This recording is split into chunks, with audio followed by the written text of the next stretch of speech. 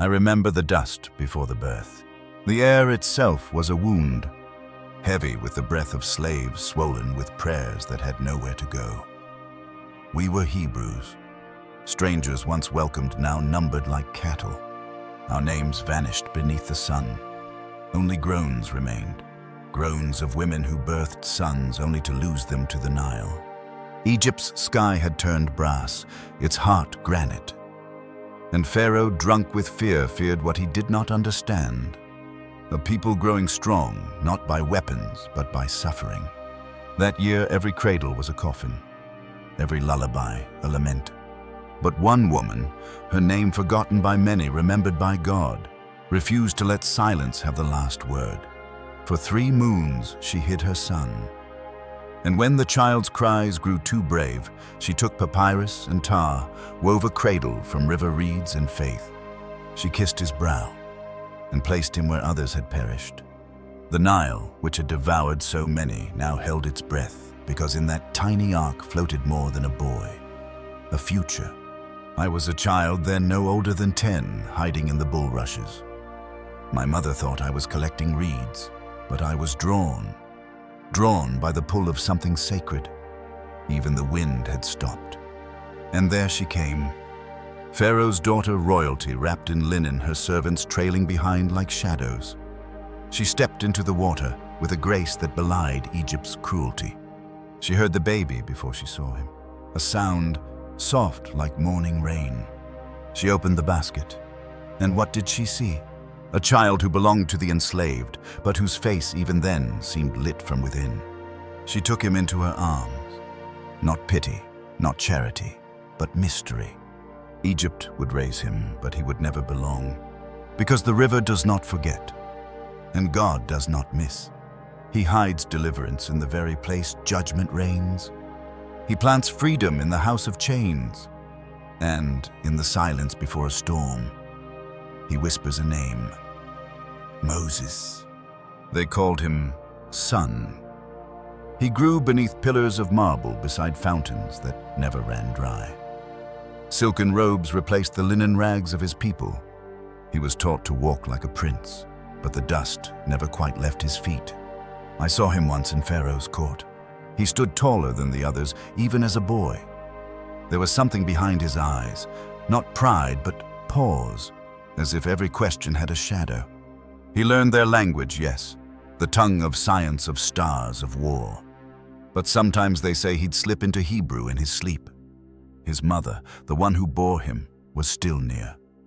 A wet nurse, they claimed. But oh, how she watched him, as one watches a flame knowing it will someday burn more than wood. And Moses, he grew restless, not in body, but in soul. Egypt praised order, silence, power, but his spirit stirred. He saw things others did not see or perhaps chose not to. He began to visit us, not often, but enough to learn what chains sound like, to smell the skin burned by the taskmaster's whip, to touch the calloused hands of his brothers. He listened to our stories, not just the pain, but the promise. Abraham, Isaac, Jacob, a God who walked in gardens, who wrestled with men who spoke from fire and thunder. They were only names to some, but to Moses they were anchors pulling him backward and forward. He laughed less, he wandered more. The palace, once a sanctuary, became a tomb, too clean, too quiet. And when he looked in the mirror, he didn't see Pharaoh's heir.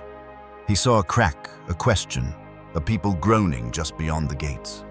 He began to ask, why me, but deeper still? Who am I? The Nile gave him a name, but God was not done naming him yet. The day everything changed began like any other.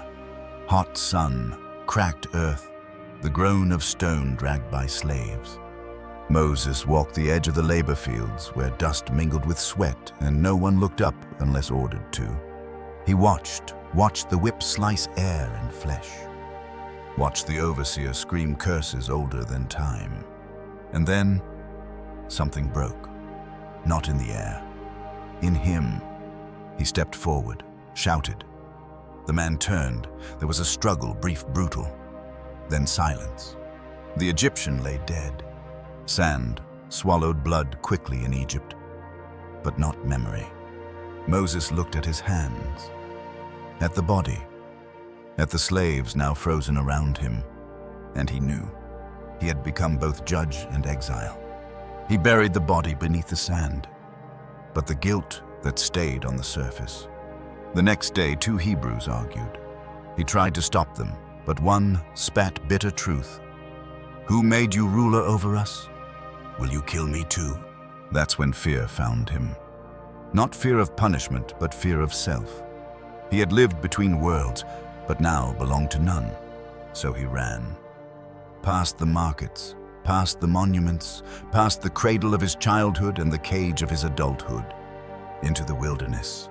The same wilderness where prophets bled, where angels waited, where God speaks not in thunder, but in thirst. And I never saw him again, not for many years. But that night, as the stars returned to their posts above Goshen, I whispered to the wind, he's not gone, just hidden. Because the story wasn't finished, only paused. And somewhere beyond Egypt's reach, a man was learning to forget who he was, so he could hear the voice that would tell him who he is. And in the land of Midian, among flocks and dust, the fire that does not burn was waiting. Midian was not Egypt. There were no palaces, no incense, no painted gods, just wind and stones that remembered every footstep. Here Moses became smaller, not in stature, but in soul. The man who once walked with princes now walked with sheep. Jethro, a priest of that desert land, took him in, gave him water, gave him a daughter. And Moses became a shepherd of animals, not empires. He learned the silence of mountains, the language of stars, the rhythm of survival. Years passed, long enough for Pharaoh to die, long enough for the world he knew to become myth. And yet sometimes at night when the fire was low, he would stare into the flames as if they held a secret, a question he could not answer. He had tried to forget the blood, forget the throne, forget the cries. But some names cling like smoke, and his was one of them. Moses, drawn from water, now swallowed by dust. Until one day, he led his flock farther than usual, to the edge of Horeb, the mountain of God. Though he didn't know it then, he followed a stray sheep between ravines where stones whispered underfoot and wind curled like fingers through the rocks.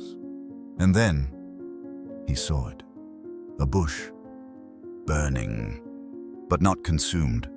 The flames danced, but the leaves remained green, the branches unbroken. It was unnatural. It was impossible. So of course he approached, closer, curious. And then, a voice. From fire, from silence, from eternity. "Moses, Moses." And he answered, "Here I am." "Do not come closer," the voice said. "Take off your sandals, for the place where you are standing is holy ground." And Moses, the man who once stood in courts of kings, fell to his knees before flame and mystery. No gods, no throne, no golden idols, only fire that did not destroy, and a voice that knew his name. "I am the God of your father," it said, "the God of Abraham, the God of Isaac, and the God of Jacob." And Moses, he covered his face. For even now, after all those years, he knew this was not just a flame. It was presence, unseen, unyielding. The voice continued. "I have surely seen the affliction of my people in Egypt. I have heard their cry. I know their sorrows." Moses held his breath. The name of Egypt spoken by God himself, not forgotten, not abandoned. "And I have come down," said the voice, "to deliver them out of that land and bring them to a land flowing with milk and honey." A pause. And then, like thunder wrapped in whisper, "Come, I will send you to Pharaoh. You shall bring my people out of Egypt." The fire did not flicker, but Moses did. "Who am I?" He said that I should go to Pharaoh and bring the Israelites out. He was no longer the prince, no longer the son of the Nile, just a man with calloused hands and an old wound in his soul. But the voice replied, "I will be with you. And that was all. No armies, no signs, just a promise, a presence. Still Moses asked, "When I say to them, 'The God of your ancestors sent me,' and they ask, 'What is his name?' what shall I say?" The fire answered, not with a name, but a mystery. "I am who I am. Say to them, 'I am has sent me to you.'" Moses stood still. The mountain had become a mouth, and the silence, no longer empty, but alive. Still he hesitated. What if they don't believe me? What if they don't listen? His voice trembled like a leaf caught between flame and wind. The voice did not chide. It answered with signs. "What is that in your hand?" "A staff," Moses replied. "Throw it down." And it became a serpent, alive, hissing, coiled. "Now take it by the tail." He did, and it became a staff again. Power, not from Moses, but through him. Still his fears ran deeper. "Lord," he said, "I am not eloquent, neither before nor since you have spoken to me. I am slow of speech and tongue, and here." The fire stirred, not in anger, but in purpose. "Who made man's mouth?" the voice asked. "Who makes him mute or deaf or seeing or blind? Is it not I, the Lord? Now go. I will be with your mouth and teach you what to say." But Moses, still tethered to his frailty, pleaded one last time. "Please, my Lord, send someone else." The fire burned low, but did not withdraw. Instead, it named a helper. "Your brother Aaron is coming. He will speak for you. You shall be as God to him, and he shall be your voice." And so it was settled. The staff in hand, the call in heart, the journey set. Moses descended the mountain, no longer just a shepherd, but a man marked by God's breath.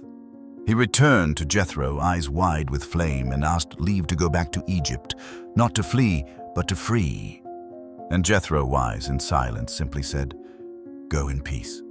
And as he journeyed through the desert paths, staff tapping against stone, he did not yet know that Pharaoh's heart was already hardening. The road to Egypt was not paved in stone, but in memory.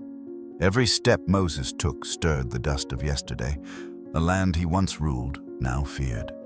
He traveled with staff in hand, with sandals worn thin, and with words burning quietly behind his lips. Beside him, his brother Aaron, a voice lent by heaven, a bond not of blood alone, but of calling. They did not ride into Egypt like warriors. No banners, no chariots, just two men and the weight of a people's cry. Word traveled quickly. The Hebrews, they remembered Moses, not the boy in the palace, but the man who killed an Egyptian and vanished like a ghost. Some welcomed him with cautious hope, others with silent suspicion. But when they heard the words he carried, when God said, "I have seen your suffering, I have come down," a hush fell. Then worship rose. It wasn't loud. No trumpets, just bowed heads and tears that knew their sorrow had been seen. But the palace was not a sanctuary. Pharaoh was no longer the man Moses had known. This one, eyes darker, voice colder, had never feared the God of slaves. "You say your God wants my workers freed," he said. "To go where? To serve whom?" He laughed, and in that laugh was steel. "I do not know your God," Pharaoh spat, "and I will not let the people go." That day the bricks increased, the straw was withheld, and the whip cracked louder than before. Moses walked away from the court, his face shadowed. "This is what deliverance looks like," he whispered. "This." But God's silence was not absence. It was preparation, and the ground was beginning to tremble. Moses returned to the Lord, not in anger, but in ache. "Why have you brought trouble on this people? Why did you even send me?" His voice cracked like dry reeds, but the Lord answered soft and sure. "Now you will see what I will do to Pharaoh. He will drive them out with his own hand." Then came the signs. Whispers before the storm. Aaron threw down the staff, and it became a serpent, The court gasped, but Pharaoh smirked. His magicians did the same. Illusions. Tricks. But Moses was not sent to impress. He was sent to, then the Nile, the sacred river, lifeblood of Egypt, turned to blood. Fish died, stench water. Still Pharaoh's heart did not bend. He simmed and walked away. Then came the frogs, leaping from Nile to palace, into ovens, into silence once thought untouchable. Then gnats, then flies. Each plague like breath drawn deeper. Livestock died, boils festered, hail fell like the sky had shattered. But with each wound, Pharaoh only hardened his pride, an iron gate against mercy. And Moses, he no longer questioned why. Only when. The people groaned louder. But with every plague, they began to believe. Not just in Moses, but in the God who called him. The God who turned nature into weapon. The God who remembered names and kept promises made in stars. Still, Egypt held on. And Moses knew the worst had not yet come. For the final blow, the night of death, was drawing near. But before that night, one more word, one final chance for Pharaoh to let go. Moses stood again before Pharaoh, the court silent, the air thicker than fear. He did not shout, he did not plead. He simply said, "This is what the Lord says. At midnight I will go out among Egypt. Every firstborn shall die. From the throne to the slave's hut, even the cattle in the field." Pharaoh did not answer. He clenched his fists, his jaw, and he turned away. That night, Moses gathered the elders. They listened as he spoke of lambs and blood and thresholds. Each house of the Hebrews was to mark its doorposts with blood. Not for fear, but for faith. "The Lord will pass over," he said. "And where he sees the sign, no harm will come." The people obeyed, not with perfect understanding, but with trembling trust. And Moses, he stood watch, not as a prince, not as a fugitive, but as a man between heaven and earth, between mercy and judgment. The wind carried no song that night, only waiting, and Egypt held its breath. Sometimes the greatest power begins in silence, in obedience, in blood upon wood. If this story is stirring something in you, if you've ever felt called out of darkness but unsure what waits in the light, stay with us. Let the next part unfold like morning after a long night. And if these ancient echoes are awakening something true in your soul, subscribe to Verse and Wisdom. Let these stories walk with you as they've walked with countless hearts before. Transition to part 4. The night would not last forever, but what it left behind would never be forgotten. And when the cry rose from Egypt, so too did the footsteps of a people finally leaving. It happened at midnight. Not the midnight of clocks, but the midnight of the soul. That hour when even stars seem unsure, when silence feels sharp. And then, the cry. One cry. Then many. A wail rose from Egypt, not like thunder, but like tearing cloth. Every house touched, every heart broken. From prince to prisoner, death had passed over the Hebrews, but not over Egypt. And Pharaoh, whose heart had been stone, now knelt on cracked marble floors, his robes soaked in grief. "Go," he said, "take your people, leave." He did not whisper, he did not rage. He released. And so, we went. Not as thieves, not as runaways, but as a nation reborn. 600,000 men, plus women, children, cattle. Carrying bread not yet risen, carrying bones of Joseph, carrying promise. The stars watched in silence as Egypt's slaves became pilgrims. The God who had hidden for generations now led, as cloud by day, as fire by night. And Moses, he walked not ahead, but among us, staff in hand, eyes unblinking, carrying more than leadership, carrying burden, carrying presence. Each step away from Egypt was a step towards something unknown.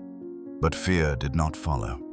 Because for the first time we were not running, we were following. But Egypt was not done.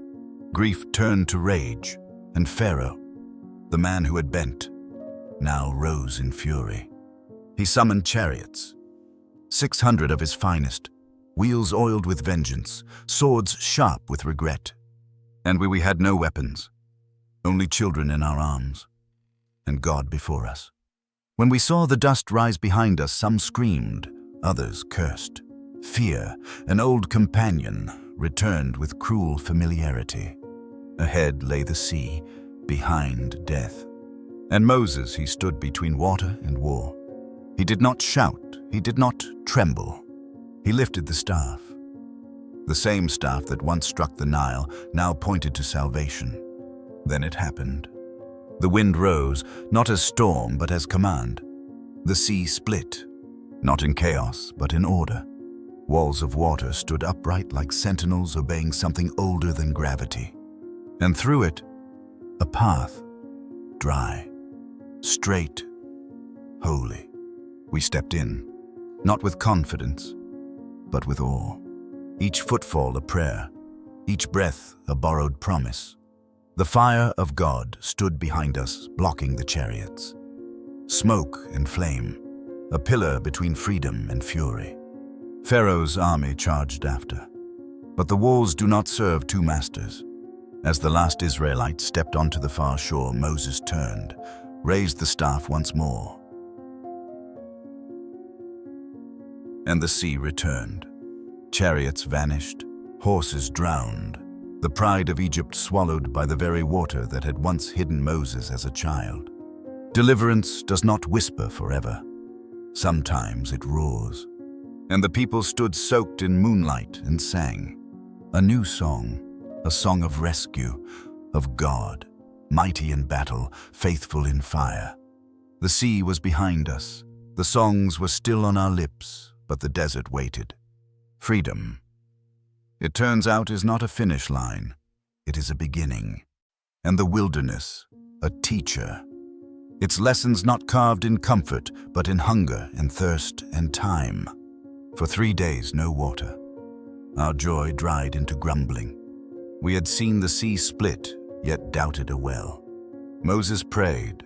The Lord answered. A log into bitter water made sweet. Then came manna. Not from fields, not from hands. From heaven, each morning a thin layer on the ground, like dew spun into bread. Gather just enough, Moses said. No more, no less. And we learned, slowly, that daily trust is harder than miracles. At Rephidim, there was no water. Again we cried. Again Moses raised his hand. This time he struck a rock, and from stone streams flowed. Water from impossible places, hope from the hardest ground. But still we murmured. Old chains leave marks even when broken. We remembered Egypt, its leaks, its pots, its certainty. And in forgetting our pain, we romanticized our prison. Moses, he bore it all, the weight of complaint, the burden of belief. He climbed mountains for us, stood in fire for us, spoke words we dared not utter. And through it all, the invisible voice kept guiding, not always gently, but always faithfully. And then, on a mountain wrapped in smoke where lightning kissed the earth, the voice would speak again, not just to Moses, but to a nation, not in signs, but in law. We reached the mountain not with triumph, but with trembling. Sinai, jagged, ancient, veiled in cloud, it rose like a spear piercing heaven. The Lord said, set bounds around it. No one may touch, not beast, not man, or they shall surely die. We camped below, we waited, we watched. Then, on the 3rd day at morning's edge, it began. Thunder cracked, lightning coiled down like fire serpents. The mountain shook, and a trumpet, not of man, grew louder and louder. We stepped back. Even Moses stepped forward. He climbed into the smoke, into the voice. And God spoke, not in whisper, but in command. Words, not just for Moses, but for all of us. Words that carved paths through wilderness, not for feet, for hearts.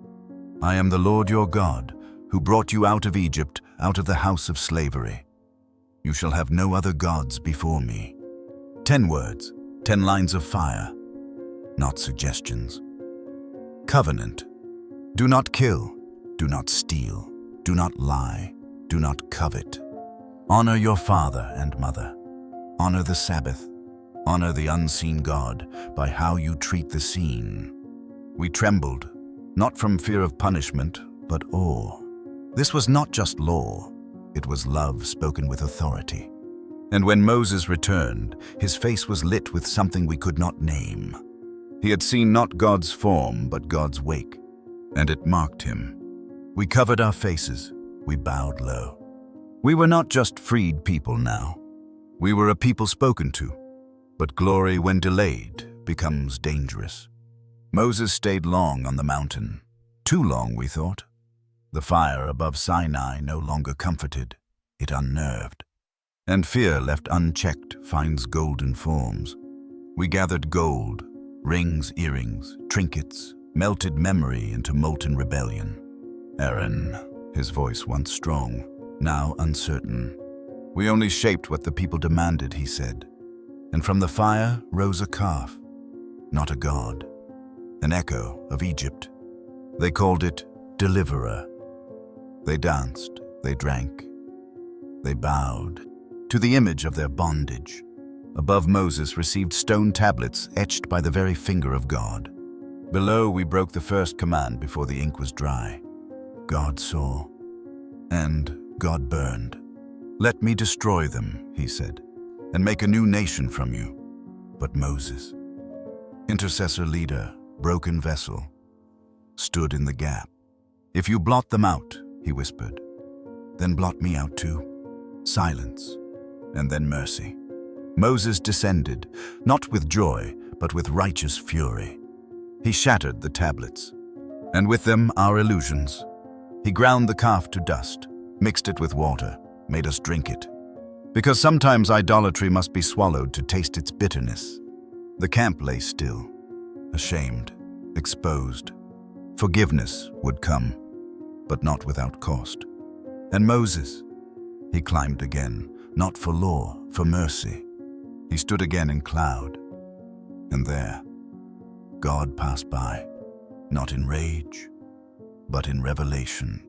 The Lord compassionate and gracious, slow to anger, abounding in love and faithfulness. And Moses bowed, not in fear, but in love. The tablets were given again, not by storm, not by trembling, but by mercy. Moses chiseled stone, but it was the Lord who filled them with fire. This time no thunder, only words. A covenant renewed, a God unchanging.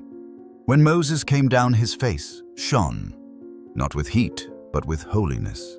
So bright was his countenance we could not look. He covered it with a veil, because even reflected glory is hard to bear. And so we began again. We built the tabernacle, each thread, each pole, each clasp according to the pattern shown on the mountain. And when it was finished, cloud descended. Glory rested. The invisible had a dwelling, not in stone, in the midst of us. And Moses, no longer just a prophet, no longer a fugitive, was friend of God. He spoke with him face to face as one speaks with a companion.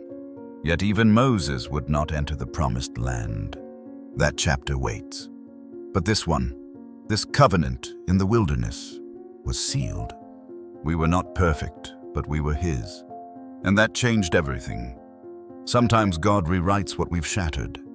If your heart has broken something sacred, know this, the one who wrote on stone can also write again on flesh. Stay with us on this journey. And if these ancient flames still warm your soul, subscribe to Verse and Wisdom, where holy stories find their voice again and the wilderness becomes a sanctuary. But the desert was not finished with us. nor was God. Because even after law and covenant and mercy, we would still wrestle with faith, with fear, and with the long road to promise. Before the sea split, before the Lamb's blood marked the doors, there were the plagues. Not random, not cruel, but measured, merciful in their warning. Each one a finger upon Pharaoh's heart, not to crush, to awaken. But he would not turn. The first blood, the Nile, sacred vein of Egypt, bled. Fish floated, thirst grew, priests wailed, but Pharaoh stood still. The second frogs, not a few, everywhere, in bowls, in beds, in breath. He begged relief. Moses prayed, frogs died. But Pharaoh's heart resurrected its pride. The third gnats, dust became wings. Eyes wept, skin itched. Still, he refused. The fourth flies, swarms like clouds, buzzing in chambers of kings. But Goshen, where the Hebrews dwelled, was still. Distinction, proof. But Pharaoh closed his eyes. The fifth, livestock death, horses, donkeys, camels, gone. Trade halted, fields emptied. Still, Pharaoh's grip tightened. The sixth boils. On sorcerers, on soldiers, on Pharaoh himself. Pain entered his bones, but not repentance. The seventh hail. Fire within ice. A storm unnatural. Trees split, crops shattered. He cried out, enough. But when skies cleared, he hardened again. The eighth locusts, whatever was left, they consumed. Green vanished. Silence fell. Then another refusal. The ninth darkness. Thick, weighty, for 3 days. No lamp could pierce it. No fire dared burn. But where the Hebrews lived, light remained. A final mercy. Still, Pharaoh did not yield. And then the 10th, the firstborn, of man, of beast. Pharaoh's pride had brought him here, to the edge of divine grief. Moses warned him, not with anger, but sorrow. Thus says the Lord, about midnight I will go out into the midst of Egypt, and all the firstborn shall die. From the throne to the millstone. He turned, left the court, his face pale as parchment. Then, instructions. Not to the oppressors, but to the oppressed. Each Hebrew family was to take a lamb, without blemish, without stain. It must die. Its blood spread across the door frame, not for God to see, but for death to pass over. Inside each house, roasted flesh, bitter herbs, unleavened bread. Feet shod, staff in hand. This was no meal of leisure. It was a memorial before it happened, a remembrance in advance. At midnight, the silence broke. A cry piercing Egypt, the kind of cry that has no words. Death walked among their gods and found no power.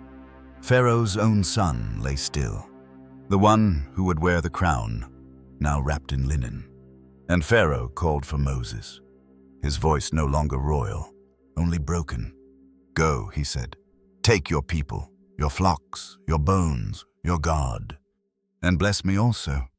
There was no gloating, no victory dance, just movement. We left with gold, with wounds, with memories, and above us a pillar of cloud soft as breath, guiding, and behind us a nation undone. Some say the plagues were punishment, some say they were theater, but they were more. They were revelation, each blow, a strike against Egypt's gods, the Nile, the sun, the beasts, the dead. Each silenced, each exposed. For our God is not a regional deity, not a tribal spirit. He is I am, and Pharaoh, for all his grandeur, was dust in the wind. But it was not just Egypt that had to learn. We had to see it too, that the God who split rivers also hears cries, that he is just but not cruel, strong but patient, that his judgments are not for destruction alone, but for deliverance. And so we walked, out of empire, out of bondage, into promise. But freedom, as we would learn, is a harder master than chains, for it requires faith and memory and surrender. Perhaps you've seen judgment and wondered if love was still near. But in every plague there was restraint, and in every cry a whisper of redemption. If your heart has ever wrestled between wrath and mercy, stay with us. Let this ancient path speak. Subscribe to Verse and Wisdom, where even the darkest stories end in light. And so, with the Nile behind us and the desert ahead, we stepped into the unknown, led not by map, but by fire. The road out of Egypt was not straight. God did not lead us through the land of the Philistines, though it was shorter. He knew. We were free in body, but not yet in mind. So we went by the wilderness road, toward the sea. A pillar of cloud led us by day, a pillar of fire by night. It did not speak, but it never left. When we camped near Pi Hahiroth, with the sea before us, we felt safe, settled, almost brave. Then we heard it. Distant at first, like thunder without storm. Then louder, wheels, hooves, chariots. Pharaoh had changed his mind. His grief had curdled into rage. And all of Egypt's might was riding toward us. Panic spread. We are trapped, some cried. Better to die in Egypt than to be butchered in the desert. Moses, once a stammering fugitive, now stood tall. Do not be afraid, he said. Stand still and see the salvation of the Lord. Behind us, the pillar moved, sliding between us and Egypt. A wall of cloud and flame. Confusion for them, shelter for us. And then God spoke again. Lift your staff, stretch out your hand over the sea. And Moses obeyed. The wind rose, cold, fierce, relentless. It did not come to destroy. It came to divide. The waters stood back. Walls, liquid and trembling, lined the path. The ground dried. The way opened. And for the second time in one generation, water, which once held death, now held life.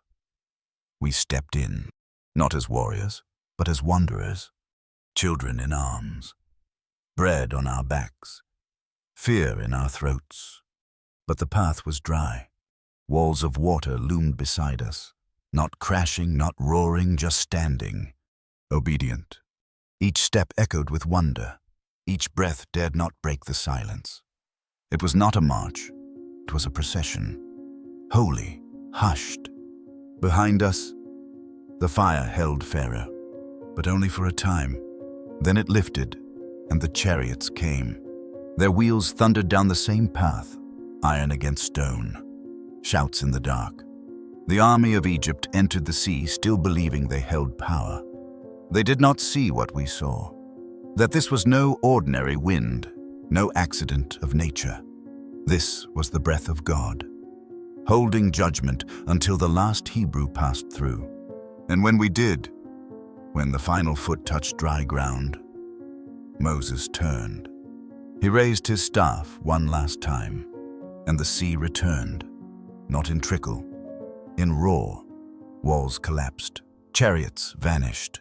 Pharaoh's pride drowned beneath his own pursuit, and the bodies of the mighty washed ashore like driftwood. Egypt, the eternal empire, now silent. And we stood not just free, but witnessed. We had seen the hand of the Lord. And for the first time we sang. Then Moses sang, not alone, but with all of us. The sea behind, the desert ahead, and praise between. I will sing to the Lord, for he has triumphed gloriously. Horse and rider he has thrown into the sea. It wasn't poetry. It was breath, relief, faith in song. Miriam, his sister, took a tambourine. Others followed. She danced, not for Pharaoh's courts, but for freedom. Her feet knew chains. Now they knew rhythm. "Sing to the Lord," she cried, "for he is highly exalted." We did. Children sang, old men wept, mothers smiled through tears. The God of Abraham, no longer just a promise. He was a deliverer, present, near. That day we became more than a people. We became a testimony. But the sea was only the beginning, because the wilderness was waiting. Sometimes your path leads through walls of fear. Sometimes the waters part, just in time. If you've ever walked into the impossible and felt a way open before you, this story is also yours. Subscribe to Verse and Wisdom, where old miracles meet new hearts. Let the song of deliverance carry you a little farther. And as the sun rose over the sand, our feet kept moving. Not toward Egypt, but toward covenant. And the voice was waiting on the mountain. The sea was behind us, but Egypt still lived in our bones. We walked into the desert, not as slaves, not yet as saints, but as students. The Lord led, not always where we wished, but always with purpose. 3 days, no water, no shade. Our praise turned sour. Thirst grew louder than memory. Then, Mara. Water at last. We ran, we drank, we spat. It was bitter. We turned on Moses. He turned to God. God pointed to a tree. Moses caught this in, and the water turned sweet. Not a miracle of spectacle, but of instruction. There, the Lord tested us, and we failed. Then, Elim. 12 springs, 70 palm trees. Rest. But rest is not the end of testing. We journeyed on. Food ran low, fear rose high. Again we grumbled. We ate in Egypt, we said. For all its chains it had bread. Slavery remembers its comforts but forgets its cries. God heard. He always hears. That evening, quail filled the camp. The morning, manna. Like frost, thin, white, mysterious. What is it, we asked? Moses said, "It is the bread the Lord has given you." We gathered. Some hoarded, it rotted. Some ignored. They hungered. Each morning, a new gift. Each Sabbath, a double portion. Each day, a lesson in trust. He fed us with silence, with enough, with himself. Then came Rephidim. No water, no well, no rain cloud. Just dust, cracked lips, and tempers, cracking too. They turned on Moses. "Why did you bring us out?" "To kill us with thirst." He cried out to God, not with fear, but fatigue. "What shall I do with this people? They're almost ready to stone me." The Lord, ever patient, replied, "Take your staff, strike the rock." Moses obeyed. And water, clear, cold, abundant, poured from stone. From impossibility came provision. We drank, we rested, but the rock remembered. That place was named Massah and Meribah, testing and quarrel, not for the miracle, but for our complaint. We forgot again who walks with us. We forgot again how to trust. Later, Amalek attacked, not kings, nomads. Still they struck the weak. Moses climbed a hill, staff in hand. As long as his arms were raised, we prevailed. When they fell, we faltered. So Aaron and Hur stood beside him, held his arms till sunset. The battle was not ours. It never was. Victory came through uplifted hands, not drawn swords. Moses built an altar, named it, "The Lord is my banner." He wasn't just learning to lead. He was learning to believe. Soon after, Jethro came, Moses' father-in-law, a priest from Midian, a watcher from afar. He brought Zipporah and the sons Moses had left behind in obedience. He listened as Moses told the story. Plagues, parting seas, bread from heaven, water from rocks.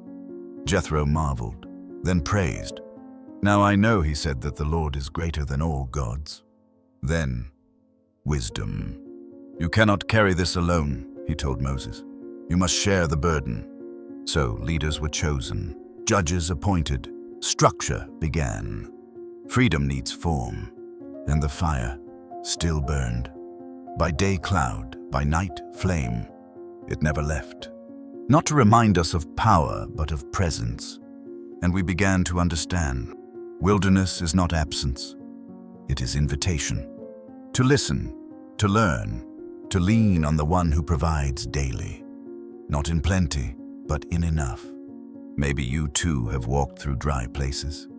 Maybe the ground beneath you has cracked and still no water. Remember this. The God who gives bread in silence can also split stone for water. If these stories echo your journey, subscribe to Verse and Wisdom. Let your wilderness become your altar. But this was only the beginning. Because the mountain, the one wrapped in cloud where thunder sleeps, was drawing near. And God was about to speak again. They stood at the foot of the mountain, Sinai, wreathed in smoke, shaken by thunder, kissed by flame. And the Lord spoke, not through Moses, not through a prophet, but directly. We heard it, a voice, like fire in wind, like stone breaking open. I am the Lord your God. You shall have no other gods before me. 10 words, not written first on tablets, but on time itself. We trembled, not because he was cruel, but because he was close. Tell him to speak to you, we begged Moses, we cannot bear it. So Moses ascended, again, into cloud, into presence, 40 days, 40 nights. Too long, the mountain once terrifying grew silent, still, and fear, born of waiting, became idolatry. Make us a god, they said to Aaron. We don't know what happened to Moses. So he gathered gold, earrings, necklaces, Egyptian spoils. He melted memory into a shape from the past. A calf, a lie with 4 legs. This is your God. O Israel, he said, who brought you out of Egypt? And we believed. We feasted, we danced, we bowed to the very chains we had just broken. On the mountain, God was writing. 2 tablets, stone and flame, law carved by the divine finger. But below, we were unmaking the covenant before it ever reached our hands. And the Lord said, Go down, your people whom you brought out of Egypt, they have corrupted themselves. He burned with wrath, not like ours, wild and wounded, but righteous, measured. Let me consume them, he said. I will make a new nation from you. But Moses, the same man who once fled for his life, stood between heaven and earth. If you will not forgive them, he said, then blot me out of your book. Silence. Then mercy. The covenant would not die, but justice would still speak. Moses descended, tablets in hand, face still glowing from the presence. Then he saw the calf, the dancing, the laughter, the shattered vow. And the tablets, they fell. Stone broke on stone. We watched them shatter as if watching ourselves. Then Moses burned the calf, ground it to dust, mixed it with water, made us drink it. We tasted our idolatry, swallowed our shame. Judgment followed. Not all were spared, but not all were lost. After the fire, after the silence, Moses climbed again, back into the cloud, back into the presence. But this time, not with demands, with intercession. Show me your glory, he whispered. Let me know your ways. And the Lord, sovereign, invisible, burning, passed by, but not in wrath, in whisper. The Lord, merciful and gracious, slow to anger, abounding in steadfast love. And Moses bowed. He carved new tablets, not because God had changed, but because we had broken what he gave freely. The second covenant was not weaker. It was deeper, forged in failure, sealed in forgiveness. When Moses came down, his face glowed brighter than before. We were afraid to look, because we remembered what we had done.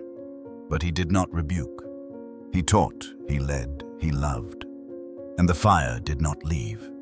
It followed us, guided us. Not because we were worthy, but because he was faithful. Have you broken what God once gave you? Shattered something sacred? Know this. The one who wrote the first covenant is willing to write again, not in stone this time, but in your heart. If these stories reflect your soul, subscribe to Verse and Wisdom. Let grace have the final word. The wilderness still stretched before us. The promised land still far. But with every step, a people once shattered was being shaped by fire, by water, by mercy. 40 years. That's how long we wandered. Not because the desert was vast, but because our hearts were small. We tested the Lord, grumbled, feared, forgot. Yet he fed us, guided us, stayed. Shoes never wore out. Manna still fell. Fire still burned. But the land he promised, remained distant. And Moses grew older. The man who split the sea now leaned on his staff. One moment, one mistake, kept him from entering. At Meribah, when water was scarce, he struck the rock in anger. God still gave water, but said, "You will not enter the land." And Moses did not argue. He simply led on. He taught us the law again, not as command, but as memory. He reminded us, we were once slaves, now we are chosen.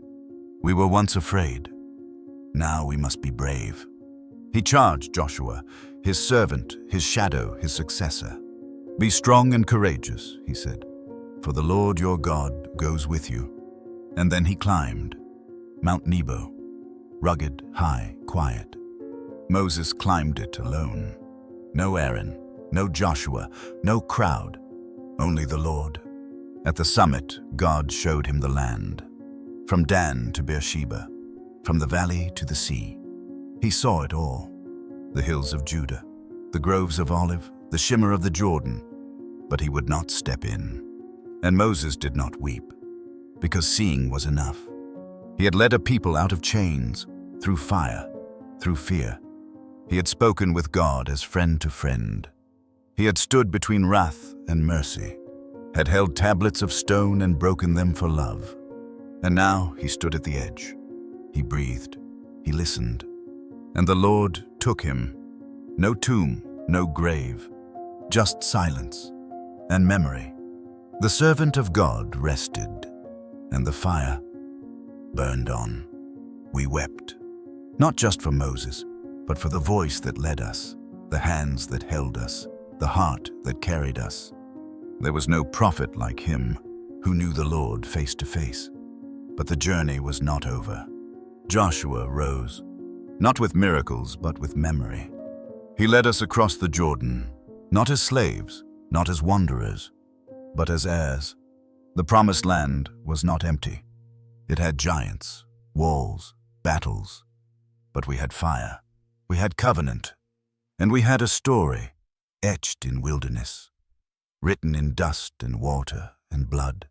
The story of a man who stammered and still spoke, who feared and still followed, who fell and still climbed.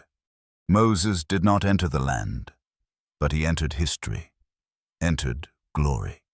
He walked with God, from burning bush to blazing summit.